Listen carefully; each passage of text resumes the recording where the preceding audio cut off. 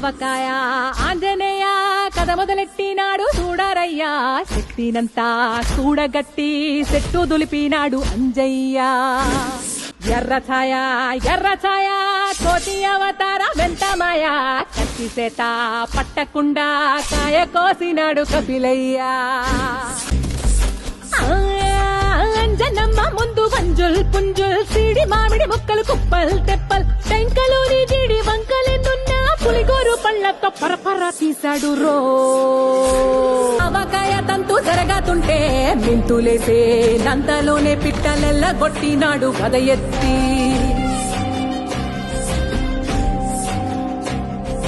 నువ్వు డొంక